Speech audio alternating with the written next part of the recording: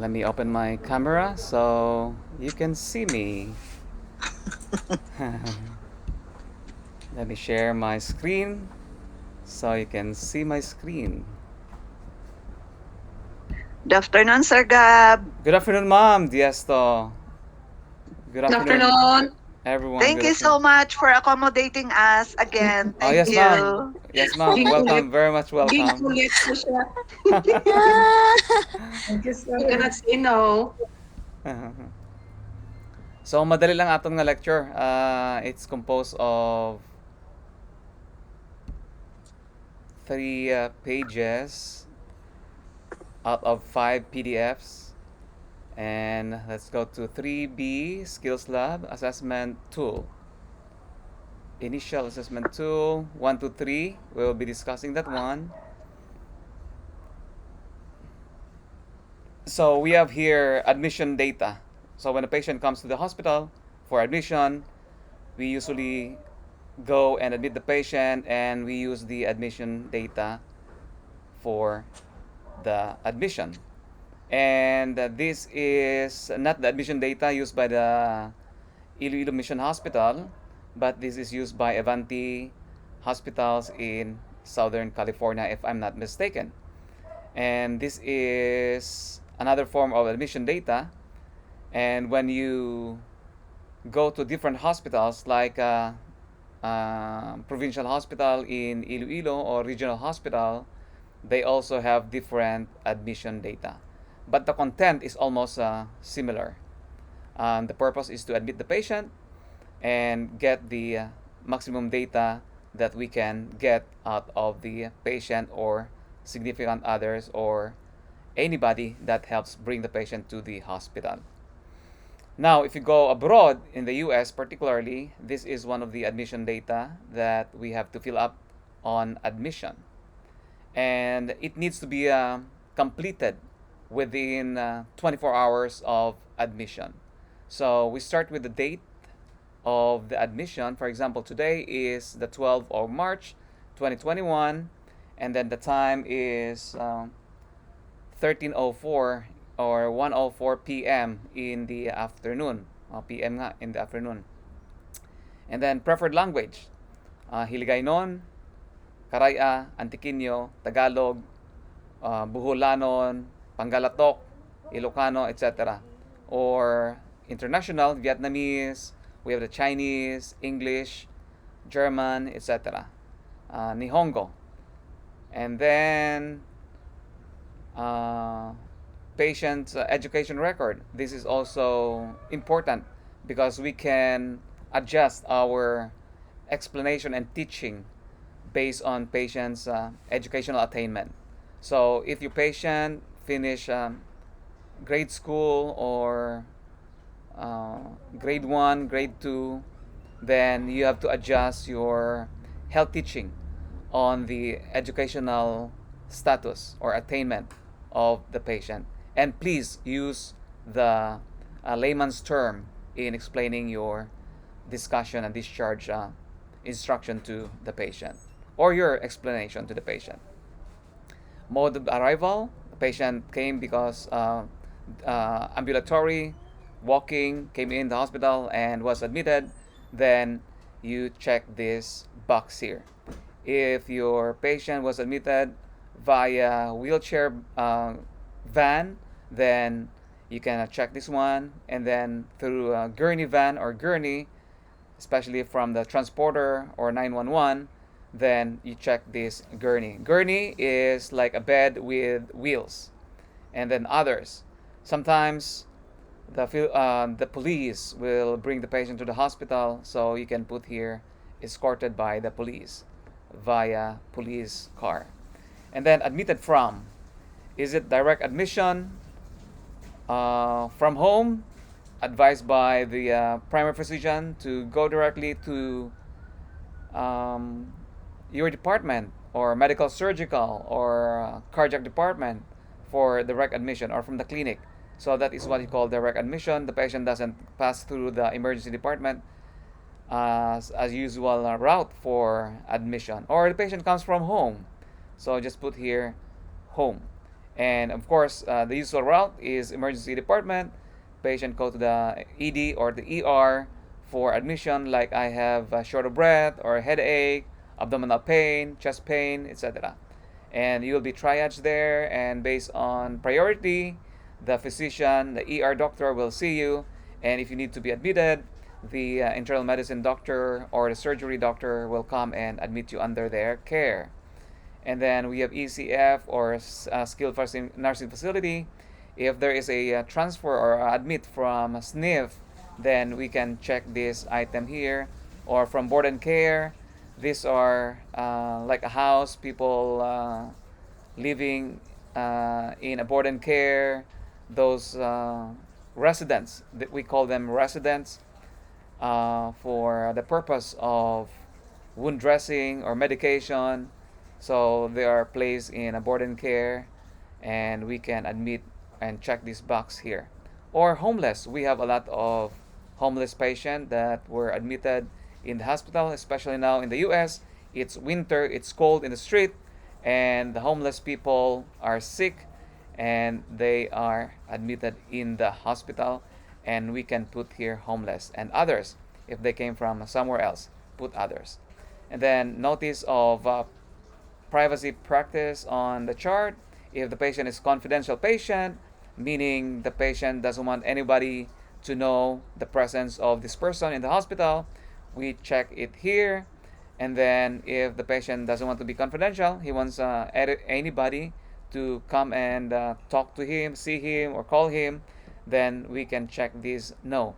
And then there's code that we put in case the patient is confidential.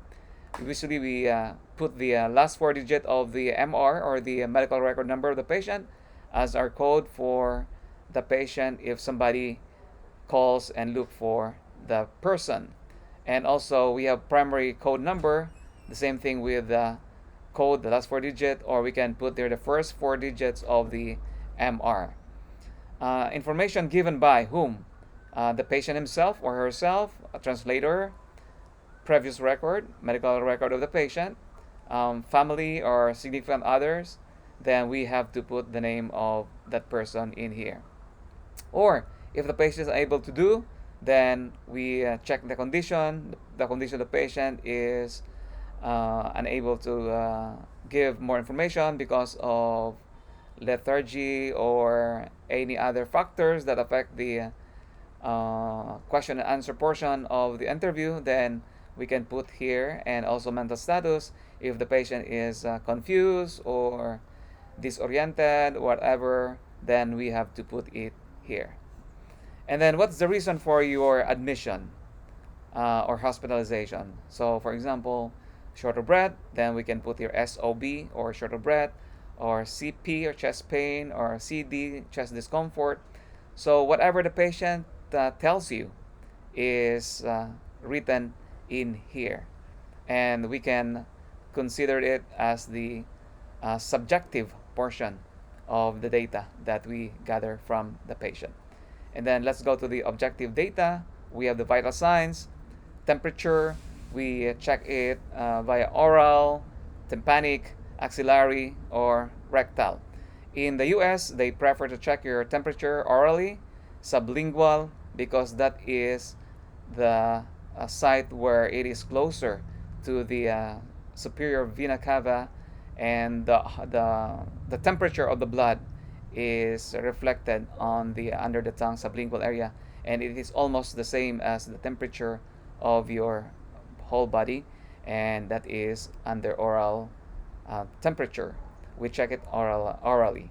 And then tympanic, we check it also in case we cannot use the mouth, because there are it's a head and neck surgery. There is oral surgery. We cannot use the oral cavity for temperature. Then we use tympanic or axillary or rectal. Rectal is usually used for infant or newborn when we check their temperature. And of course, the blood pressure, we check at both arms initially, right and left arm. For patients with no arms, then we check it on the legs. heart rate. We used to check the apical heart, and then in checking apical heart rate, we use a stethoscope and listen to the heart rate of the patient, and also radial artery. So we can also check at the same time the apical and the radial artery, because for patients with irregular heart rate, there is always discrepancy between the apical and radial artery. So it is very important to um, uh, look for a 1 minute heart rate of the patient. And then respiration, also 1 minute. It is very important to count the respiration in 1 minute time. And of course, the O2 saturation of the patient. Is it taken through room air, meaning there is no use of a nasal cannula or high flow or oxygenation that is being used by the patient? Then we check room air. Our goal is 90 and above. And if it's 90 and above, we're okay with that.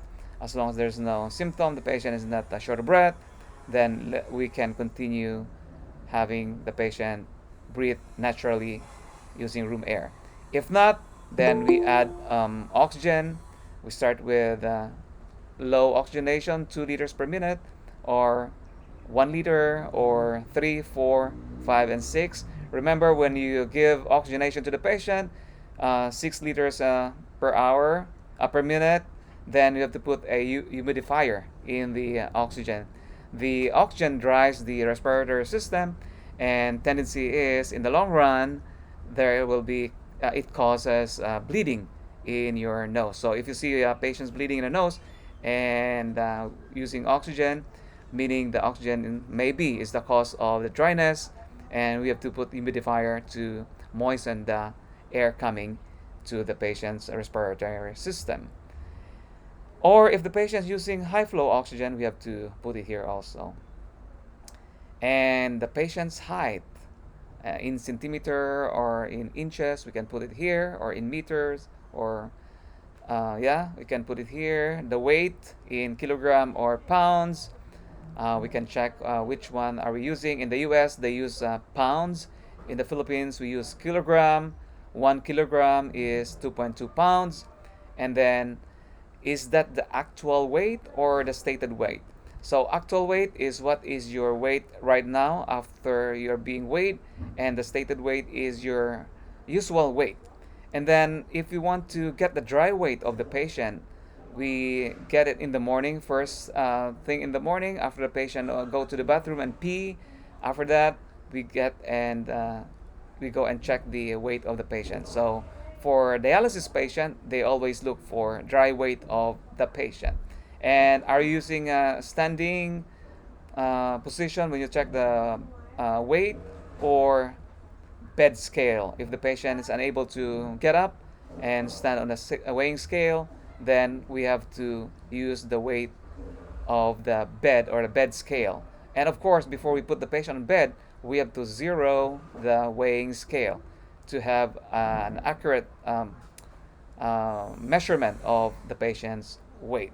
So if the patient can get up and stand, we prefer that we use the weighing scale standing position for the patient. And then we have past medical history. If there is none, check this box here.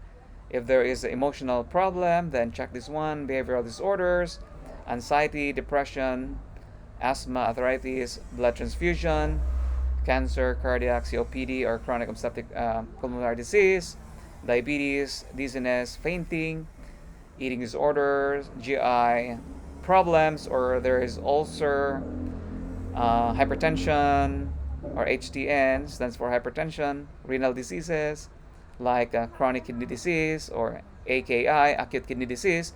You have to put it here. Seizure disorder, stroke, and other past medical history. Now let's go to social history.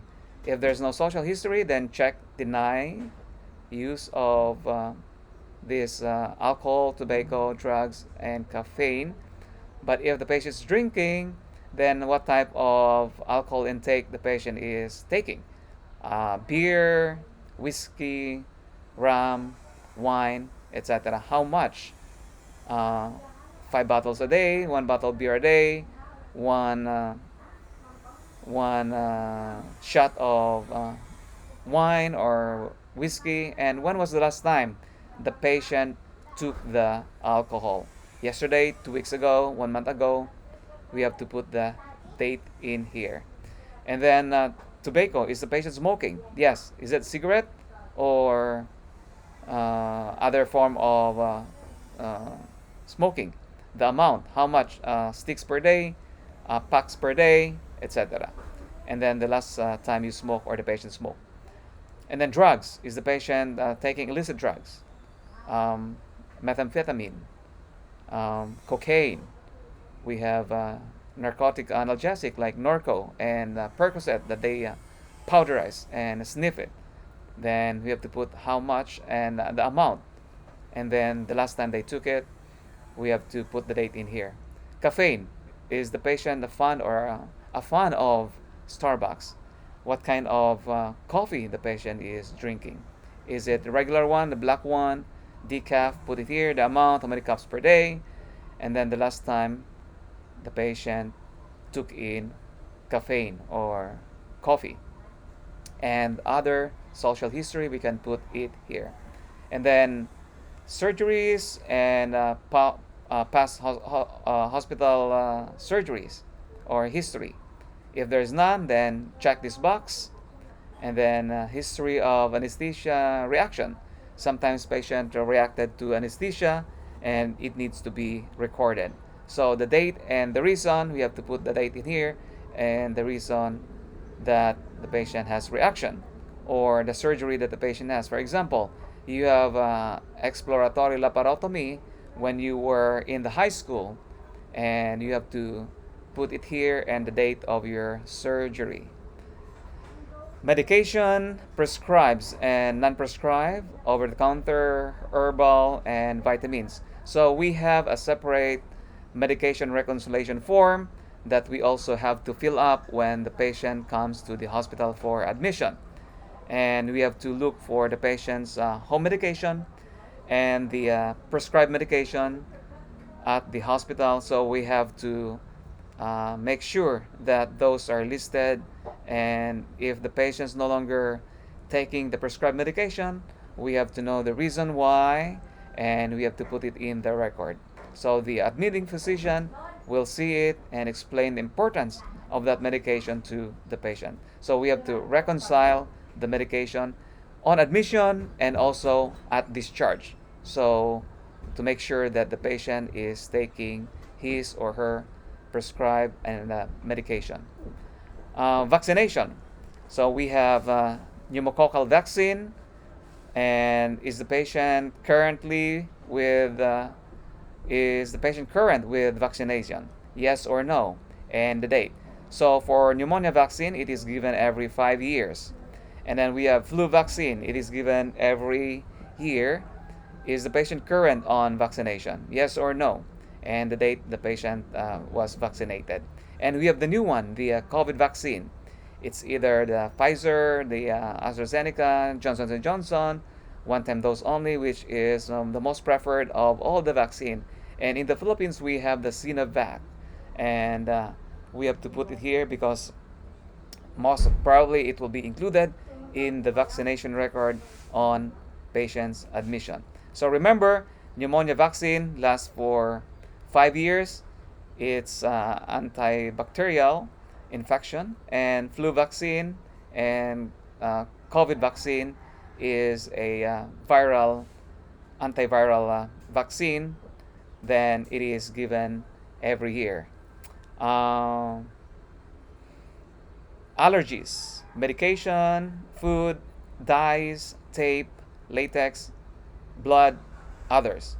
So if you have no known allergy, NKA, then check this mark. But if you have allergy to medication, for example, blood pressure medication, we have lisinopril, the best example. Reaction, your cough, the patient is coughing. If you have patient later on in the hospital that keep on coughing and you notice that there is a new prescription of lisinopril for blood pressure, then it might be the cause of the coughing, and that is considered as allergic reaction to the prescribed medication. And we have to report it to the physician or the running physician so the doctor can change the blood pressure medication to other alternative. And if you have food allergy, like for example, um, peanuts for the kids, they usually are allergic. So there are some children allergic to the peanuts, and we have to put the record in here. Dyes, we're referring to the dyes that they use in diagnostic procedures, like CT scan. They put dye on you and do the CT scan of the head, of the abdomen, or the whole body. The University of California has a CT scan that can do the procedure uh, one time. So they can do CT scan, CAT scan of your whole body in one procedure. And if you are allergic to the dye, then you have to take note of that because it can cause anaphylactic shock. And of course, when you do dye, not only in diagnostic procedure using CT scan, we also use this one in interventional cardiologies when we do the angiogram. We also put dye on the procedure to make sure that we can see the vessels of your heart if you are looking for blood clots in your heart. So if you are allergic to the dye, you have to put it here in the record just to give hands up to the doctor that you are allergic to the dye. And remember, the dye is very harmful to the kidney. And as a procedure, a protocol, we need to check your creatinine, the kidney function, before we give patient dye. So it is very important item, but it also can cause harsh effect to the kidney of the patient. And then we have tape. We have some patients who are allergic to regular tape, so we offer the hypoallergenic tape when we put tape on the patient, especially if we use we start IV to the patient. We make sure that the patient is not allergic to the tape we're using, or if the patient is allergic to latex, then we will be using latex-free gloves and tubings for the patient. And I think all hospitals using latex-free gloves and tubings at this time. Blood. There are reaction to blood transfusion. For the first 15 minutes, we have to monitor the patient undergoing blood transfusion because reaction happened within 15 minutes.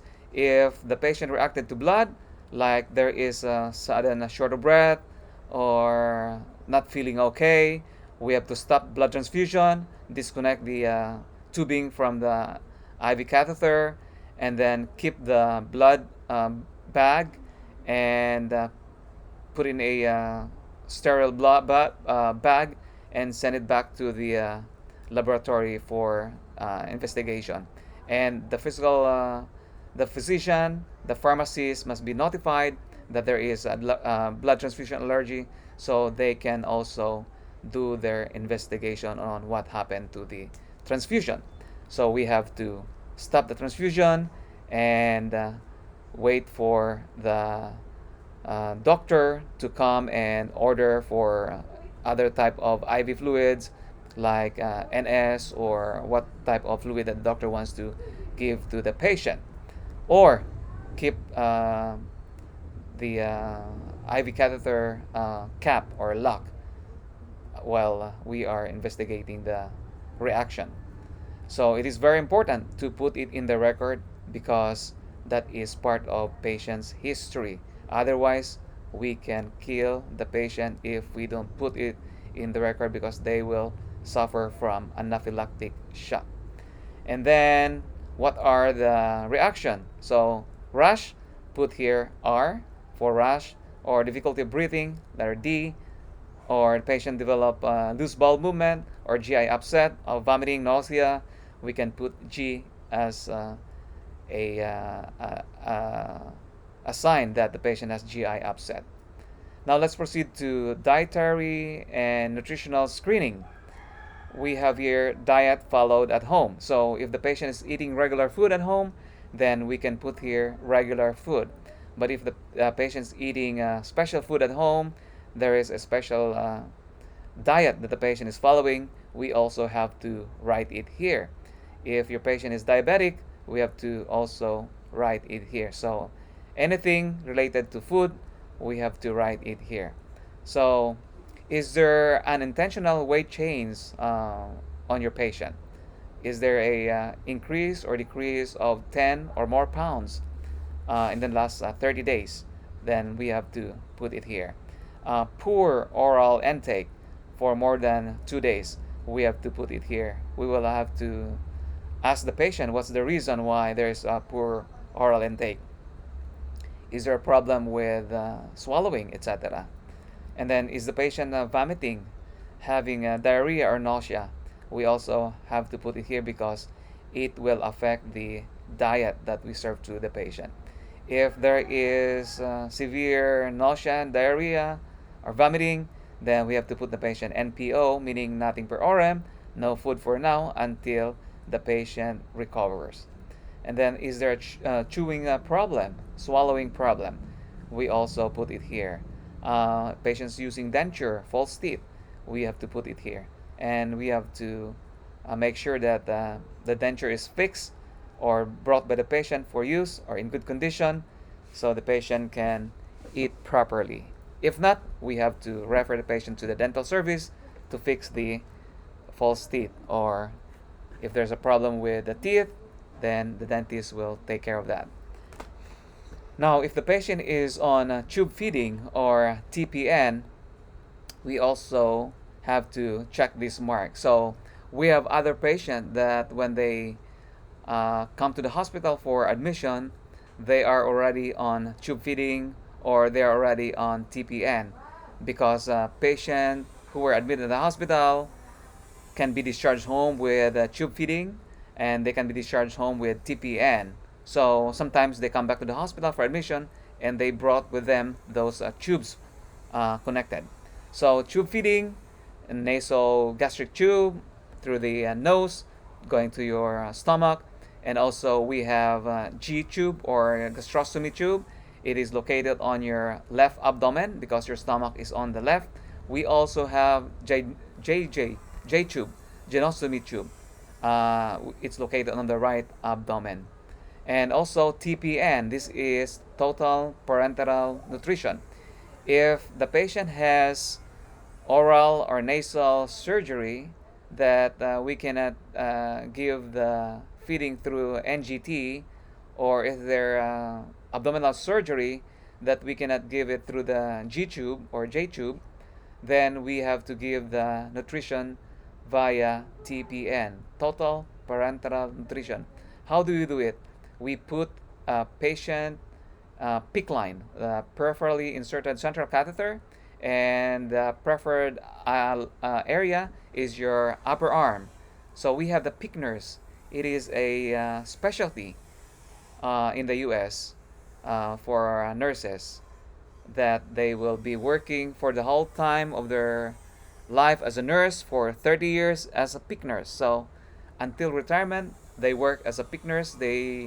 The main thing they do is insert IV fluids or IV line, IV catheter, particularly the PICC line or peripherally inserted central catheter. So from the upper arm, it goes to the heart, the tip of the catheter goes to the tip of the heart, and then we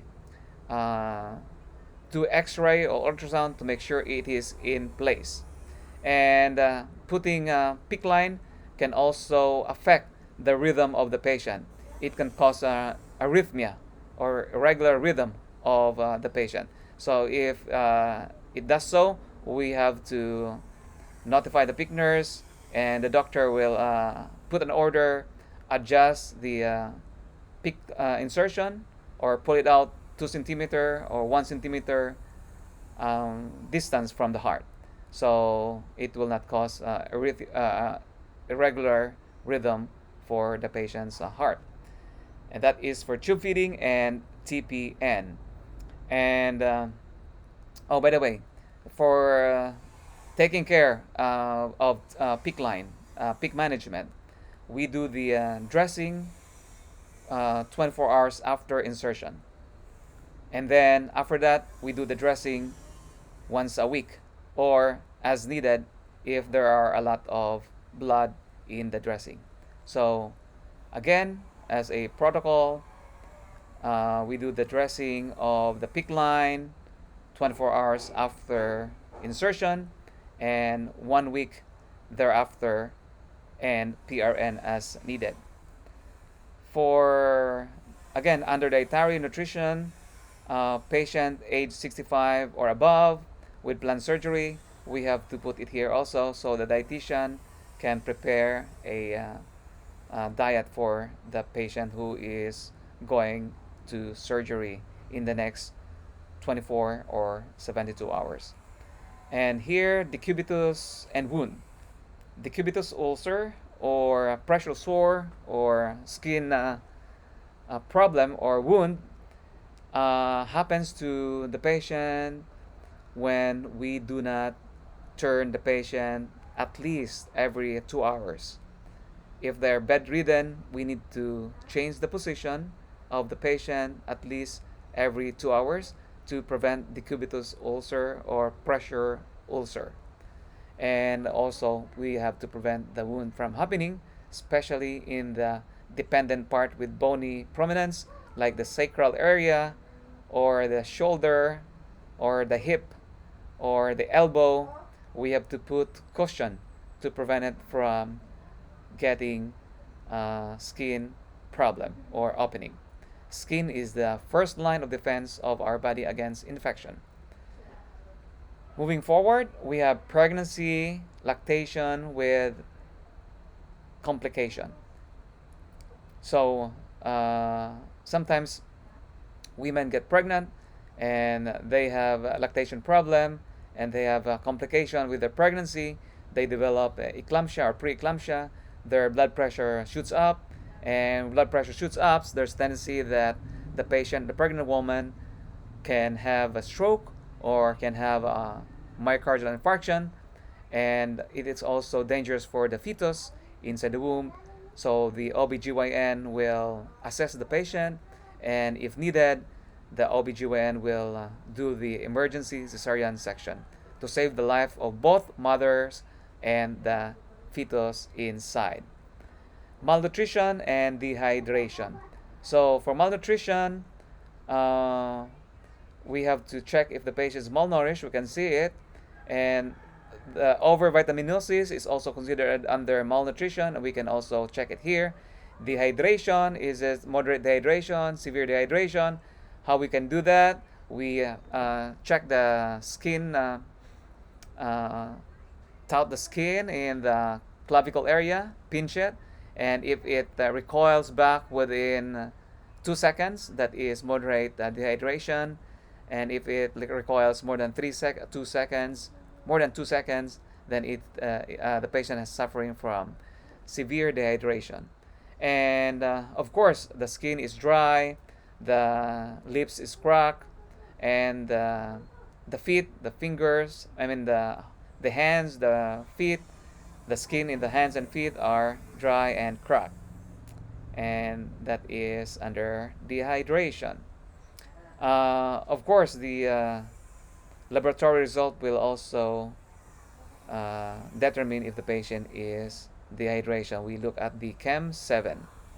New onset diabetes or gestational problem. So if you have a new diabetes, it is newly diagnosed or found out incidentally on your admission, then the doctor will put you on diabetic diet. It's either 1800 ADA or 2200 ADA, American Diet Association. And if the patient is having gestational diabetes, this happens when a woman gets pregnant and the blood sugar goes up, and it is also an issue. We have to put it here in the check mark so our dietitian can look for that and prepare appropriate diet for the patient. If any of the above is checked, send attached copy to dietitian, and it's sent by you and the date and the time. And if there's no problem identified, we check the mark here, and then data collected by your name and your title, student nurse. Of course, the clinical instructor will also put the initial in here. Any question on first page?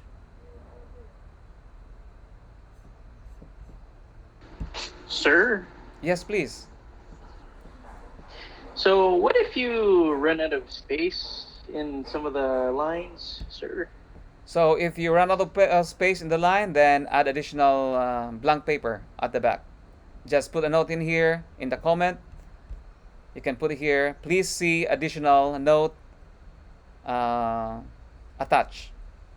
Or if you are writing in the medical record, electronic medical record, you can also always add additional page on the chart. Did I answer your question? Oh, yes, you did, sir. Thank you. Thank you, Philip. Any more question on first page? Ako mag-question sa inyo, ha? Nicole. Sheena. Hello, Nicole. Ang wala nagasabat, absent, ha? Yes, sir. Ay, alag si Nicole. Nicole, how are you? I'm fine po. Oh, you're fine. Any question? None, sir. Kay, naintindihan ko lang. Okay, what is TPN?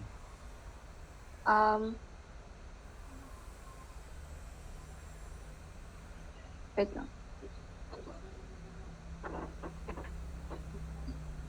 TPN. Total parenteral nutrition. Very good. Tagaan ka sang 100 points. How about Mr. Villanueva wearing CPU high school graduation attire? Yes, sir. What is your question? Any question? Ang question ko, sir, ang ballpen la, sir, may ara sa specific block lang na, sir, why may iban bagin, sir? You can also use blue color. Depends on the policy of the hospital or institution. So if the hospital says you can only use black color, then use black color. If the hospital say you can also use black and blue, then go ahead and use black and blue. So whenever you are, make sure that you know the hospital policy on charting if you are on hard copy or not electronic charting. Okay, sir, thank you, sir. You're welcome. How about Jano Miguel? Any question?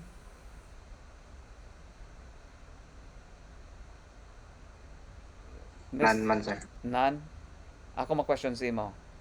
What is Okay, sir. gestational diabetes?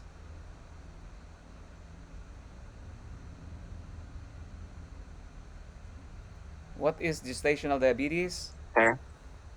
Ang sa, ano na sir, ang sa may, ano tawag niya, ang posture, sir, pero, siyang sa may,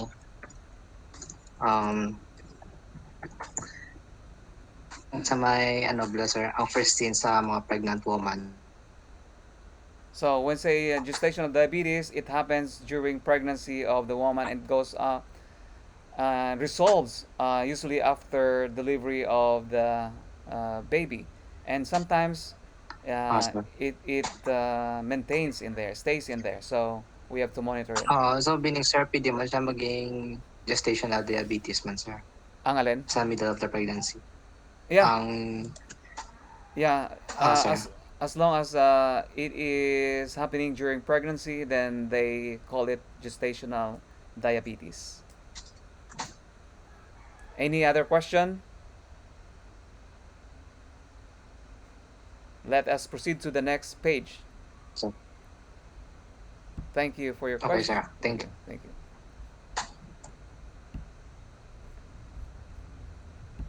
Page 2. So continuation of our admission data gathering.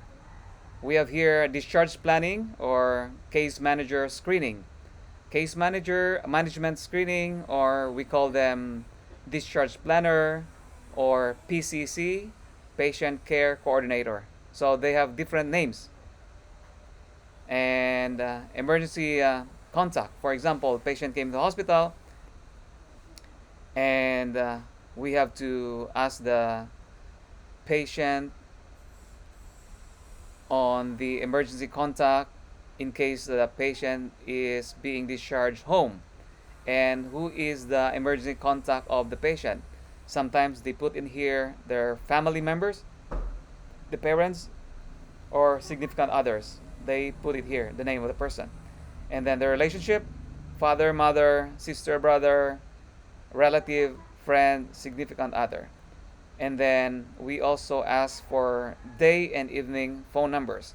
But if they have only one telephone number, we put it here, both areas. And who will be home to help you when you are discharged.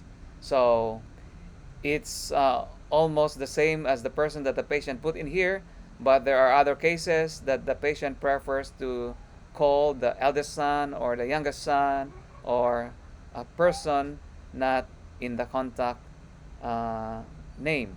So we put the name of the person. In case of discharge, this person will be called, and then the telephone number, and then discharge transportation. So we also have patients who don't have car, and we discharge them home or to the skilled nursing facility via transport service. And in the US, we have the AMR Transport. They are one of the biggest transport companies in the US, and we call them to give service to our patient from hospital to home, or to skilled nursing facility, or to other location that the patient is being discharged to.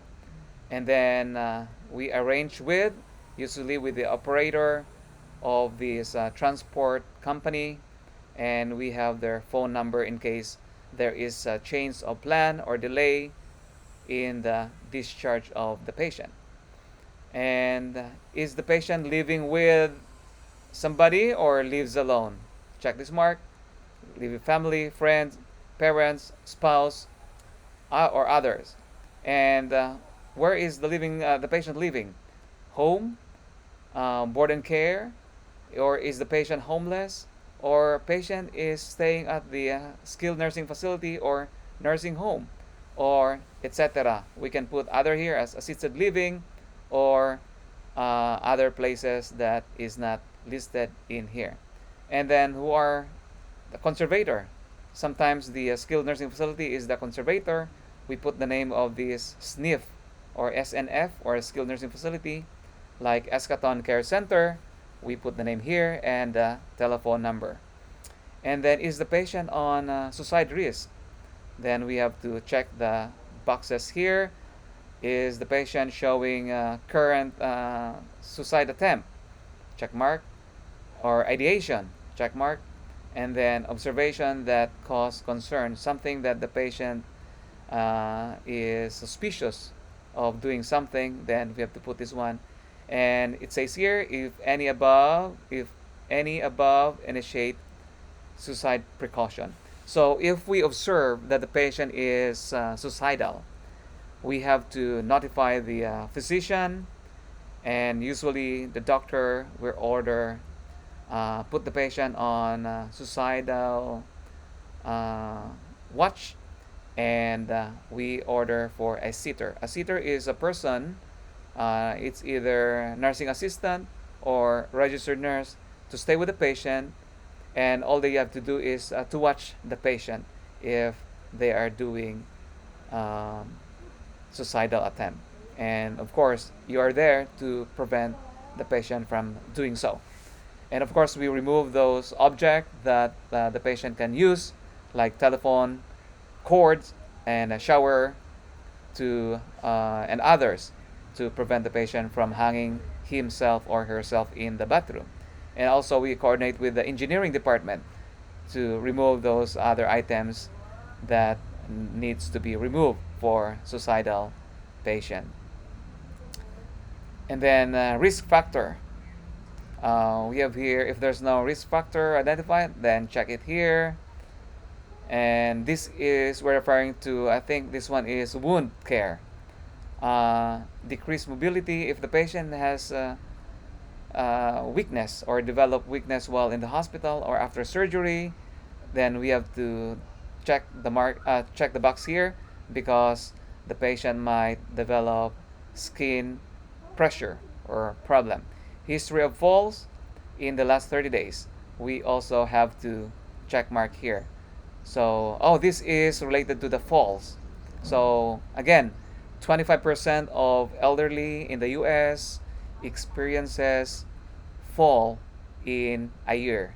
That is a high number, and when they get fall, they incurred injuries, like fracture in the arms or legs and hips. So we have to prevent the falls. And then history of dementia, patient is forgetful, or there is altered level of consciousness.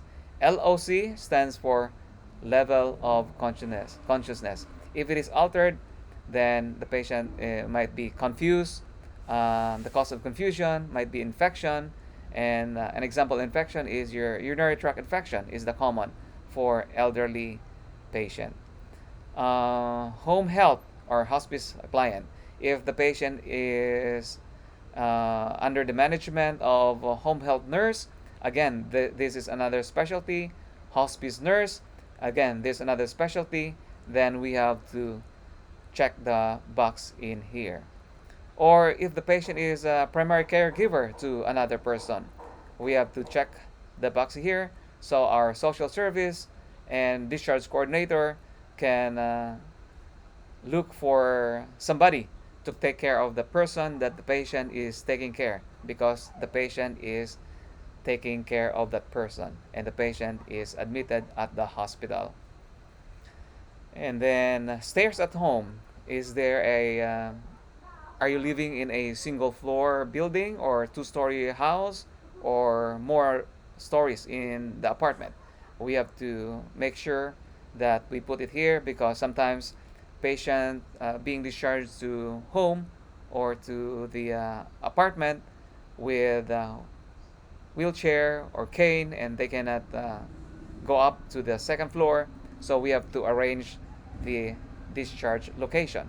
If the patient's living in the second floor and the patient cannot walk going up and down of the stairways, then the discharge coordinator will look for a skilled facility where the patient can recuperate until the patient is able to stand on his own or her own. Stairs at home with impaired mobility. Again, this is related to the patient having a problem with ambulation, because the patient is using some assisted device. It's either person or like cane, walker, wheelchair. And other, if you find something that is related to the risk factor, you have to write it here. And then refer to discharge planning or to your PCC or care coordinator that these items are checked, and the time you write this one and your initial as a nurse or a student nurse. Let us proceed to spiritual, social, and cultural screening part of this admission paper. Advance directive. Is your patient has advance directive? Yes or no? If there is yes, if yes, then is it present in the chart? If not, ask the patient to give you a copy, and you have to photocopy it and scan it and include it in the patient's electronic record or hard copy record. If not, then we have to also to check none or no. We can always ask the patient if he or she is willing to have an advance directive, and usually it's the social service that talk to the patient about this one, and of course the doctor has to sign the paper. And then information given by the patient, or yes or no, or a copy requested, yes or no. We requested a copy, so check the box yes here. And then what is the religion or spiritual affiliation of the patient? Is the patient evangelical or Roman Catholic or Islam or Buddhist or etc.? If there is none, then check this mark here. Religious, spiritual, cultural consideration for hospitalization. So if the patient prefers a chaplain to come and visit him or her, we call the Catholic chaplain, the evangelical chaplain, or the imam for the Muslim to talk to the patient. If the patient doesn't want to see them, we also put a note in here. So these people involved here, social, spiritual, cultural department, will know that the patient doesn't want to see them. If there is a known, then check the box here. Psychosocial issues. If there's no issue, then check the box here. If there is psychosocial problem, psychiatric problem, and then life-threatening illness, we have to check the mark here, the box here. Patient or family crisis, substance abuse, financial concern, we have to check those boxes here. Homeless, advance directive inquiry, we also have to check here. So when the social service see it, they will come and talk to the patient about the advance directive. If any of the above is checked, notify social service or social service department and send by you your name and the date and the time you fill this one up. Again, this form needs to be filled up within 24 hours of admission. Abuse neglect screening criteria. If there's no observed abuse, then we check this mark here. We usually ask the patient if there is a history of abuse in the family or at home. And when we talk to the patient about this, make sure that there are only two of you present. Sometimes the patient will not talk to you that he or she is being abused at home in the presence of family members or other people inside. So when you go to this portion of question and answer in the admission sheet, request somebody in the room to get out temporarily, then you ask the question. If you cannot do that, you ask the patient quietly, that only the patient and you can hear it. So there is privacy and confidentiality in your question answer portion of admission. And then if there is a suspected child abuse, check this mark here. Elder abuse, check this mark here. Domestic violence, check this mark here. Oh, by the way, as a registered nurse, you are a reporter. You are certified as a reporter of any abuse. So once you are a registered nurse and working in a hospital, if you find there's abuse, then you have to report it. Of course, there is privacy in reporting. You have to report these abuses. Example, evidence of body injury or burn or harm or inappropriate care, especially for elderly. They are full of urine, full of feces, they are stinky, they smells bad, then that is a sign of neglect, and you need to report that one. So the social service and even the police can investigate the matter or patients being neglected. There is also a policy, hospital policy and procedures for the suspected abuse patient. And you can always read the policies and procedures on the hospital record. Send by your name and the date and the time of your report. And then we have here fall risk assessment. Any history of fall within 12 months or within a year, you have to check the mark here, no and yes, and there is a corresponding number.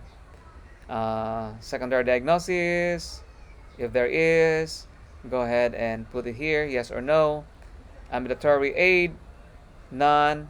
Bed rest or nurse assist, crutches, care, walker, or patient using furniture to ambulate to walk, yes or no. There is corresponding number. IV or IV access, yes or no. Gait, normal. Bed rest, wheelchair, weak, impaired. We have to check yes or no, and there is corresponding number for that. Mental status, oriented times 4, or to own ability. Um, uh, Forgetful, etc. There is corresponding number for that, for yes or no, and you total the points that you gather, and the score will determine if the patient is not a risk for fall. With a score of 0 to 24, patient is okay, not a risk. And then low risk for fall if the result of the total number ranges from 25 to 44, and high risk for fall if the number is 45 and above. And then action initiated, fall prevention measure, you place in here. Individualized plan of care, you put in the NCP, nurse care plan. For fall prevention measures, you requested and provided low bed for the patient.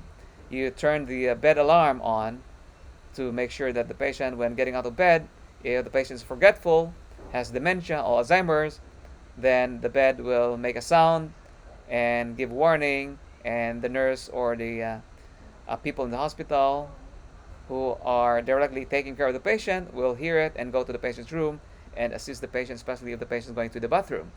And that is one way of preventing fall in the hospital. Let us go to infectious disease screening. If there is none, then check the box here, none. If any check, then refer to infection control or ID, infectious disease doctor. So if you check TB diagnosis in the past 2 years, you have to refer this one to infection control. They should be in a isolation room. And hepatitis type A, B, C, D, E, you have to put it here. Infection resistant to drugs like VRE, vancomycin resistance, and MRSA, methicillin resistance, Staphylococcus aureus. So MRSA and VRE, those are the common infection resistance to drugs or to antibiotic.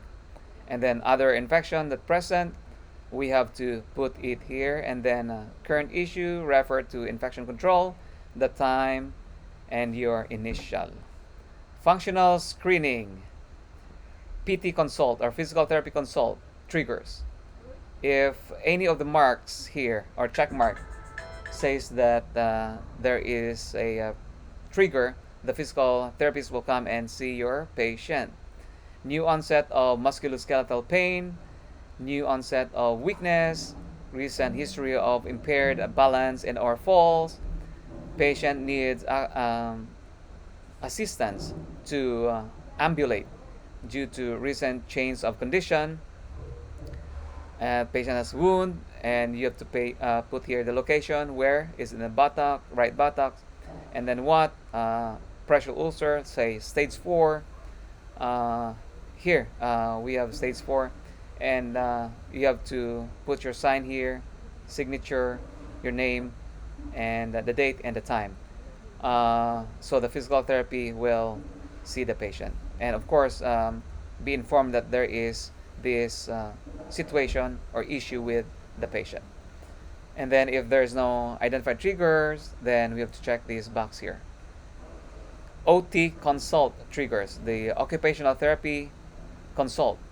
We have boxes here if the patient has recent decline in ADL or activity of daily living and ability to take a shower, take a bath, dressing and grooming is affected, then the occupational therapy will come and see the patient and teach the patient how to do this one. And of course, this is precisely their main function, to help the patient perform their activity of daily living. Recent decline in self-feeding, the occupational therapist will come and help the patient use teach the patient how to use the spoon and fork again, or help the patient how to feed himself or herself. And acute change in the range of motion exercise, or there's limitation on the upper extremities, then we have to inform the occupational therapy for this issue. Splint in ill repair or fits improperly, so we have to make sure that the occupational therapist is also aware of this one, and then send by you date and time. If there's no trigger, then check this box here. ST consults or trigger. Speech therapists, or they are also the speech pathologists.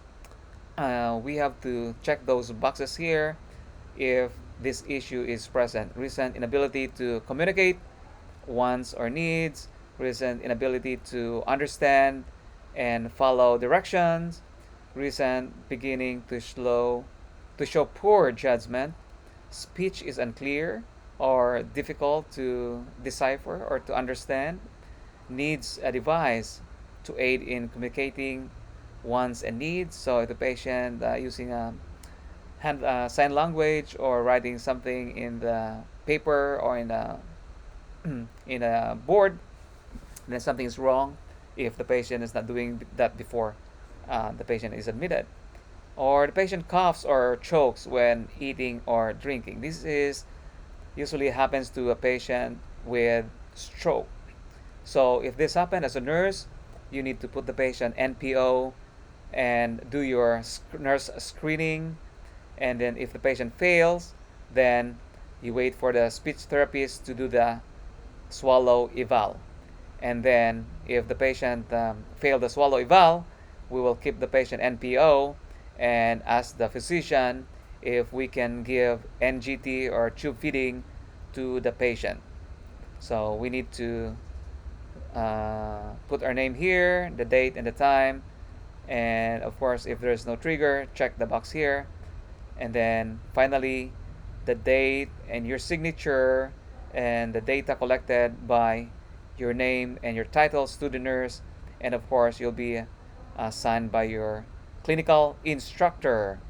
This is the form from Avanti Hospital, initial assessment form, page 2. Any question on page 2 before we proceed to page 3?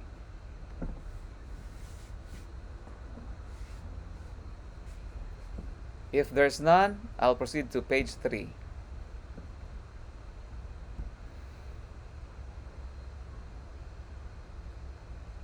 Page 3, continuation of admission assessment under physical assessment. So we have respiratory, we have cardiovascular, and we have neuromuscular and oral and dental assessment or screening. First, respiratory pattern, the breathing pattern, the rate and effort and the depth of your breathing. Check all that apply. Is it regular and even? Then check this mark, this box. Or is slow, rapid, labored, and shallow. Or there is dyspnea or difficulty of breathing, or the patient is manifesting SOB or short of breath. And then is the patient having dyspnea or SOB at rest or on exertion? So we have to check this mark here. Is the patient coughing? If there's none, then check this box, none. And if there is coughing, is it productive or non-productive? So we have to check these marks here and make comment. So if it's productive, what is the color of the phlegm, and is it sticky, thick, and what is the odor? You have to put it here. And then let's proceed to the breath sound of the patient. So right upper lobe, right lower lobe, left upper lobe, and left lower lobe. So there are 4 lobes of the patient's lung. And is it clear, diminished, absent, crackles, and wheezes? Is there wheezes in both lower lobes or in both upper lobes, or the 4 quadrants or 4 lobes of the lungs? So you have to put it in your note. And also chest expansion. Is it symmetrical or asymmetrical or use accessory muscles, especially on labored breathing. So you check this mark. And then current treatment, is the patient on O2 inhalation, or endotracheal tube, or tracheostomy, or ventilator, or chest tube. So you have to put your findings in here. If there's none, check the none box. And if you have some further comments, you can put additional comments in here. If any of these item is checked, recommend responder consult to MD or to the pulmonologist, a medical doctor specializing in lungs, and the time and your initial upon reporting. Now let's proceed to cardiovascular. We have the rhythm of the heart. We have only two: regular rhythm and irregular rhythm. If we say regular rhythm, the counting or the heartbeat is regular. When we say irregular rhythm, the heartbeat is irregular. And regular rhythm for the heart is either sinus rhythm, sinus brady, sinus tachy. Those are regular rhythm of the heart. When we say irregular rhythm, we have atrial fibrillation, or we have also ventricular fibrillation. That is shockable rhythm for the heart. Again, VFib is shockable and VTAC is shockable rhythm. There are two shockable rhythms of the person. It's VTAC and VFib. And then the sounds, we have the normal sound, the S1, S2, and of course, if there are abnormal sounds, then we check this mark here, S3, S4, and we have pulses. We have right and left, radial and pedal pulses. Radial for your wrist and pedal for your feet. And then we have here the legend. If the pulse is strong, then we put S, weak for W for weak, A for absent, B for bounding, D for Doppler. If we use Doppler to listen to the pulse rate or the pulsation of the patient, especially on the lower extremity, if the patient has a vascular problem, then we use a Doppler. Or we also use a Doppler for head and neck surgery. If there is a transplant and they put a muscle or a flap in the patient's face, and we need to check the pulse of the patient, we use the Doppler to listen to the pulse of the patient and make sure that the pulse is there, and we check it like every 15 minutes for 1 hour, every 30 minutes for the next hour, and every hour for the next 4 hours, and then every 4 hour for the next for the span of the patient's admission until the patient is discharged from the hospital. I'm talking about the head and neck surgery that we check the pulse on the site where we need to observe the pulsation, because if there is no more pulse, then there's no circulation of blood, and the transplant or the flap will die, and the doctor will bring the patient again to the operating room to redo the surgery. So it is very important to do monitoring of the pulse of the patient, especially if we are ordered to use the Doppler. And then we have the P for pitting, referring to edema, and then N for non-pitting edema.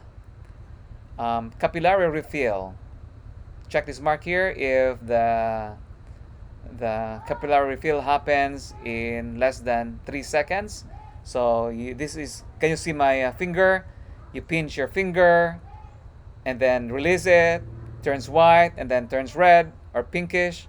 If it happens within less than 3 seconds, then you're okay. If the whitish or pale color stays there for more than 3 seconds, something is wrong with your circulation, something is wrong with your oxygenation. You need to consult your doctor if this happens, or you need to tell the doctor that this patient's circulation capillary refill is diminished and needs to be checked by the physician. So neck veins. So flat and distended.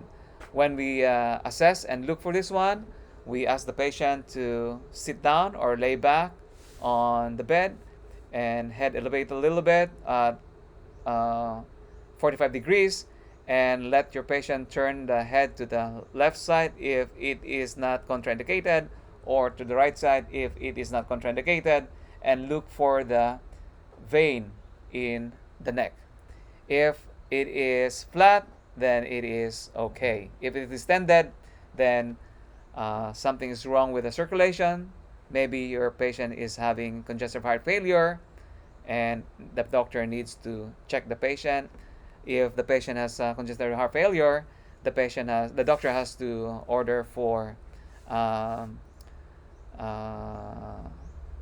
diagnostic procedure like echo of the heart, or check for BNP in the lab draw blood examination to check if the patient is positive for CHF.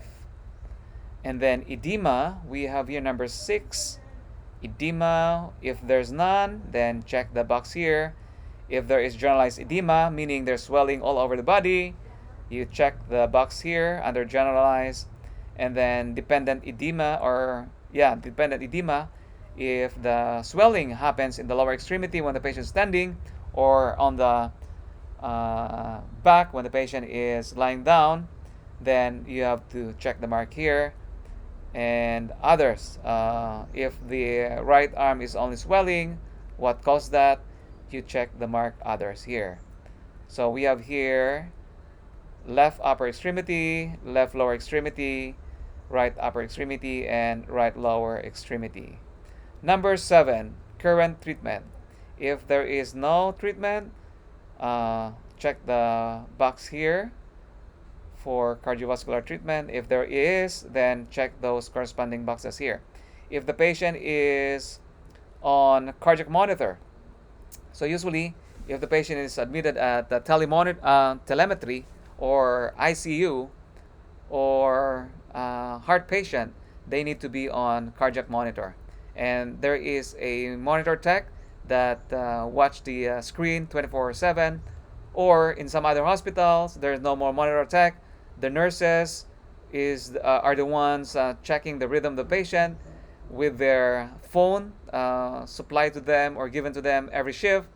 You will see the rhythm in there, and there is a screen like a cell phone, and it will give you a heads up or a warning sound if there is sinus tachy or VTAC or any life-threatening rhythm like third degree AV block.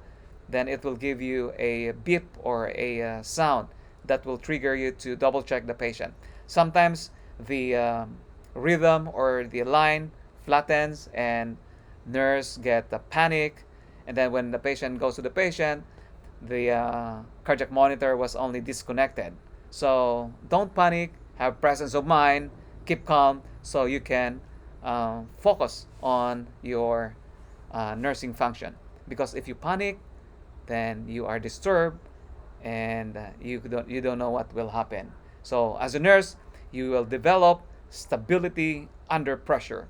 If you have an emergency, make sure that you have presence of mind, and make sure to know what is the next step. So you need to be 1 or 2 steps ahead of what they're doing. So if during CPR right now for your cardiac patient who underwent cardiac arrest, then what is the next move that you need to do while they're doing this procedure? So you need to be 1 or 2 steps ahead.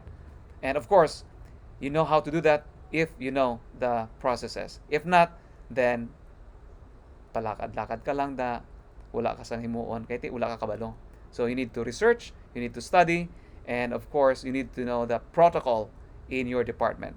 So you are be ahead of others. Carjack rhythm. So as I mentioned earlier, we have sinus rhythm, we have AFib, A-flutter, VTAC, VFib, etc. First, second, third degree AV block, etc. For a patient undergoing heart attack, it's either the rhythm, you can see there in a 12 lead EKG or ECG or in the cardiac monitor that there is ST elevation or ST elevated rhythm. Then if there is ST elevation, then the patient needs to be brought to a cardiac cath right away to check the blockage in the heart. If there is non-ST elevation, meaning there is no ST elevation, the ST went down, then that is not an emergency case for cath lab. The physician, a running physician, can order a diagnostic procedure or put the patient on heparin drip to prevent further injury to the myocardium or the muscle of the heart. So that is under cardiac monitor. So you have to know those rhythm and those readings if you are assigned in ICU or in telemetry, because you will be dealing with a lot of rhythms, different kinds of rhythms. And it is beautiful to know the rhythm of the patient. It is interesting. Vascular access or VAD device. You have to put here if the patient is on vascular access, peripheral IV. Put the comment here, is it the left or right, upper or lower extremities. And then for the infant or children, sometimes they put it on the head, forehead, or in the feet, the IV catheter. And then if you're the patient on dialysis, you have to put the dialysis here and put comment. Is it a permacath, temporary dialysis port in the chest, or is it a permanent one that the nephrologist or vascular surgeon put on the arm of the patient? Is it on the left or the right? Is it a graft or a fistula? You have to put it there. Of course, when the patient on dialysis port, you have to feel the thrill and assess the site for bleeding or infection. Dialysis patient in the US undergoes procedure, treatment, dialysis 3 times a week. It's either Monday, Wednesday, Friday, 3 to 4 hours a day. It's either scheduled in the morning, afternoon, or evening, or TTHS, Tuesday, Thursday, and Saturday. And if the patient is loaded with the fluids, the nephrologist, the doctor, will order extra dialysis for the patient to get rid of those fluid in the body. And because if the fluid is there, the patient will have difficulty breathing, and it will affect his condition.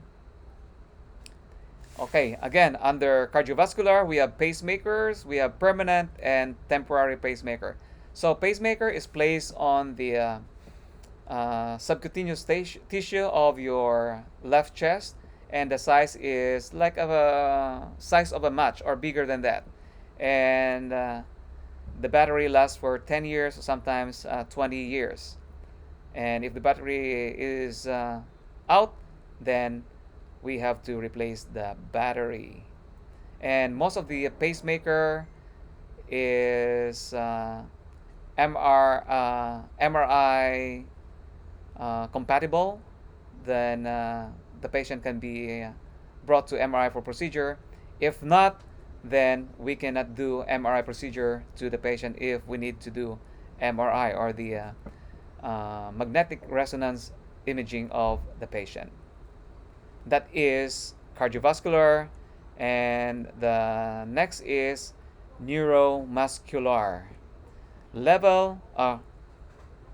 Neuromuscular, yes. Level of consciousness. Is your patient alert, oriented to name, place, time, and current event times 4? If yes, then go ahead and check this one, alert oriented. Or is the patient confused or disoriented?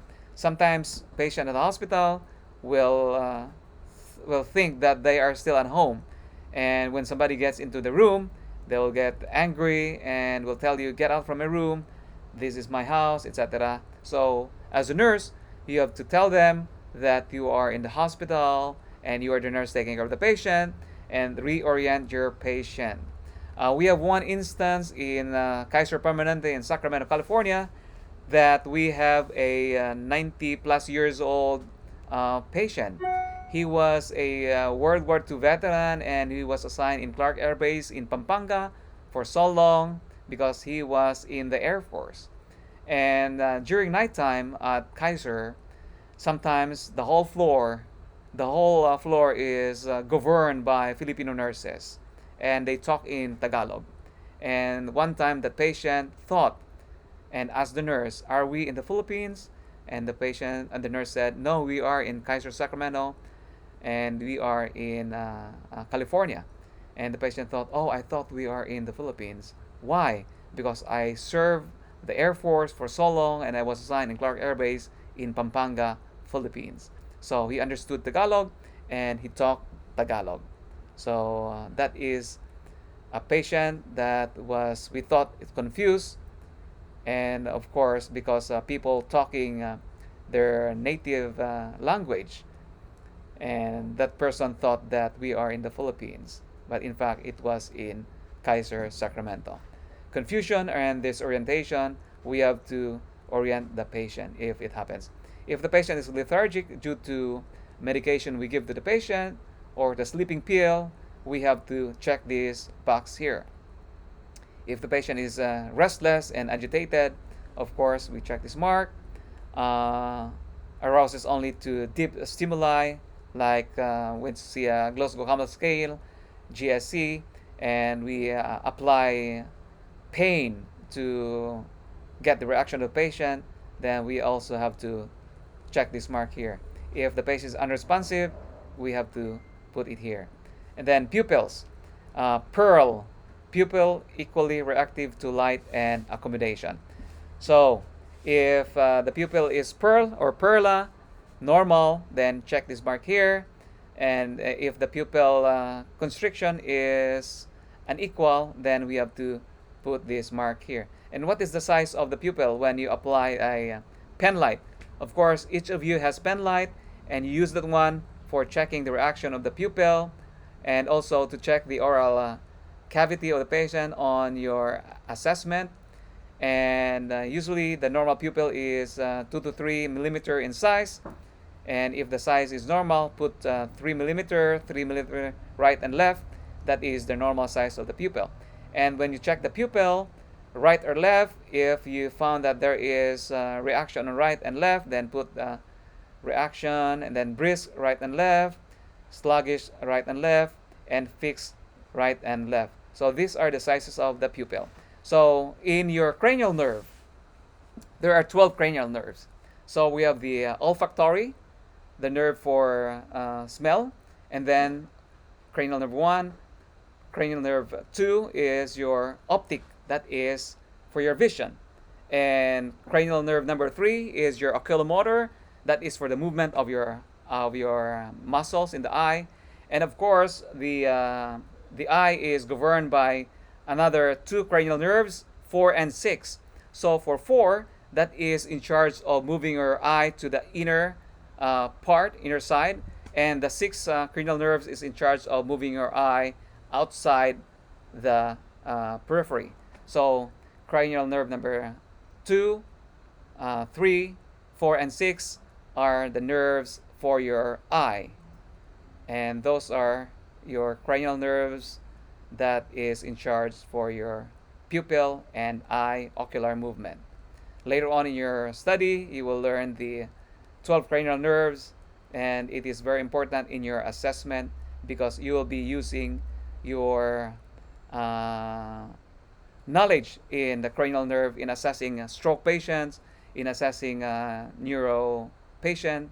It is a simple way of remembering by putting numbers on the face. So again, it's a short review for your cranial nerves.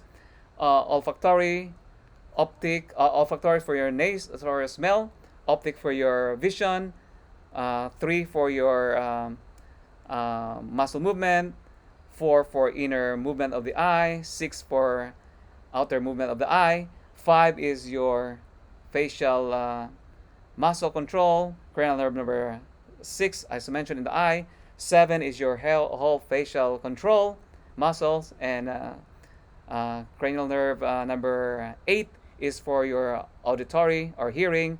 Cranial nerve number 9 and 10, hypoglossal and vagus. And then 11 is accessory cranial nerve that is in charge for your shoulder movement, muscle movement.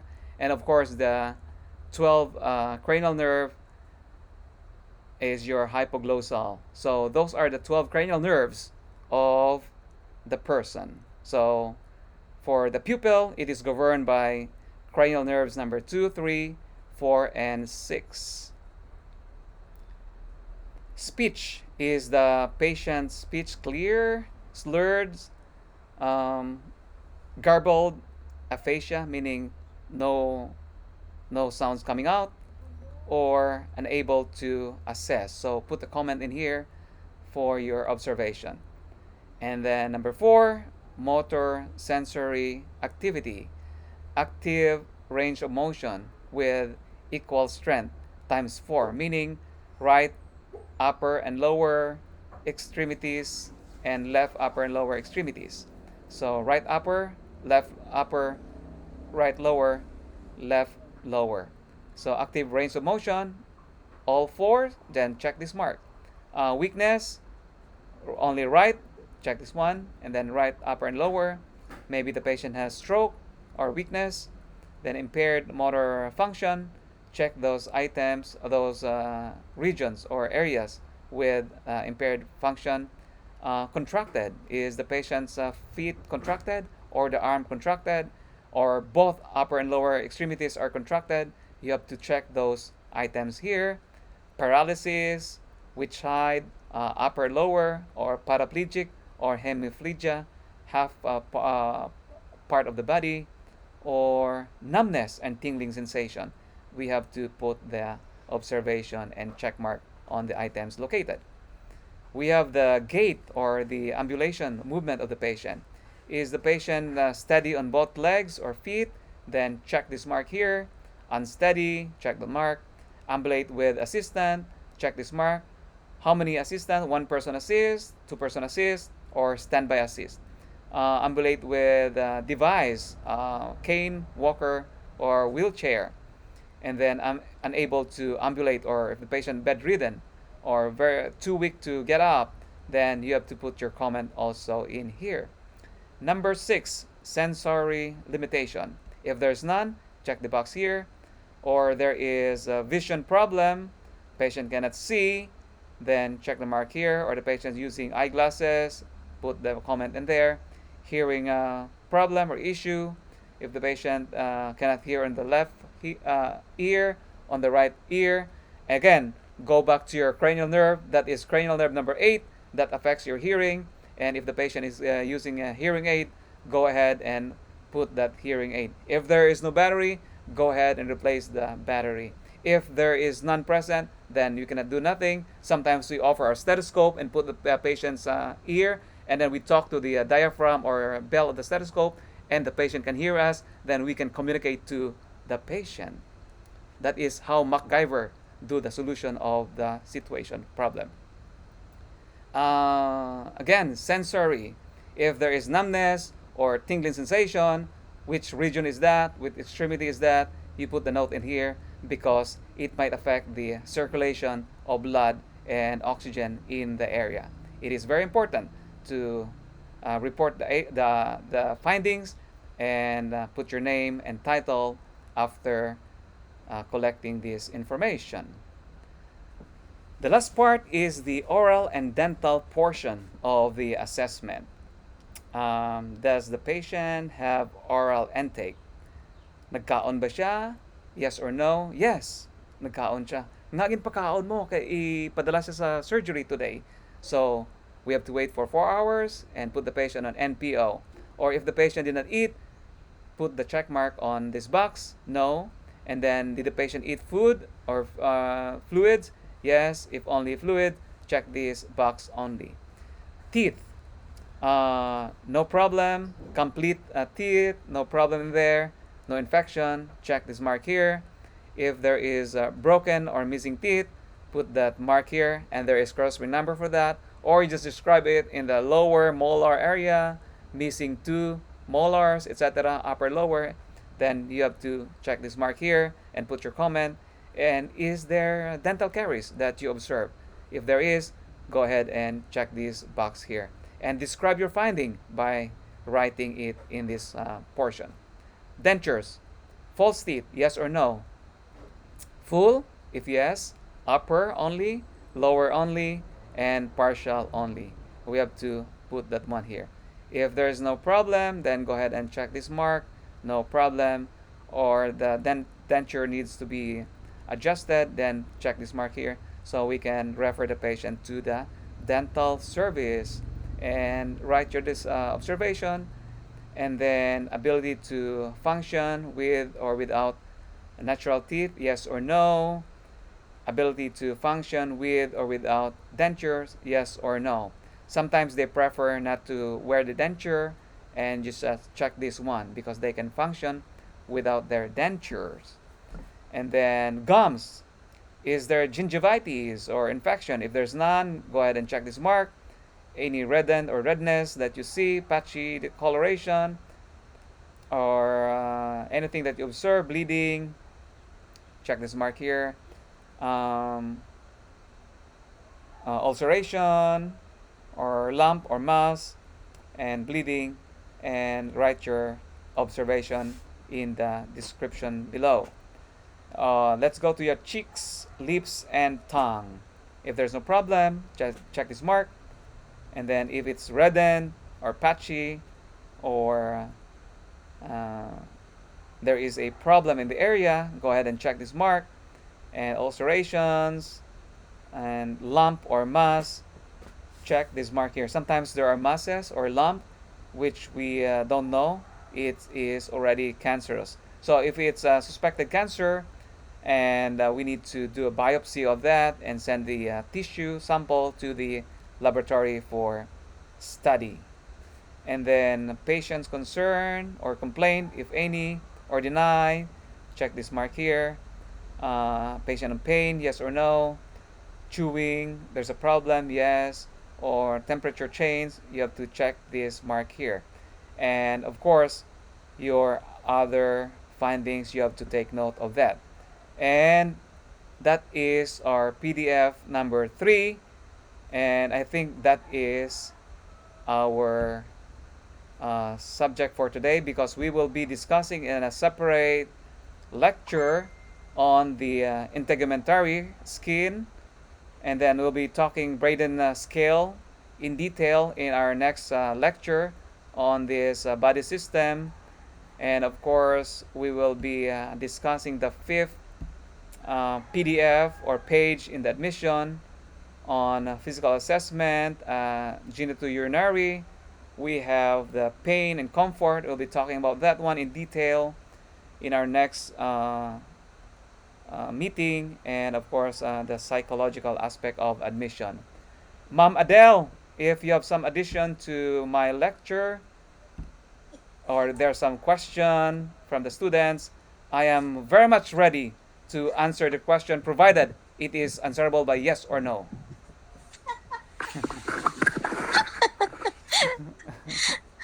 Okay, sir.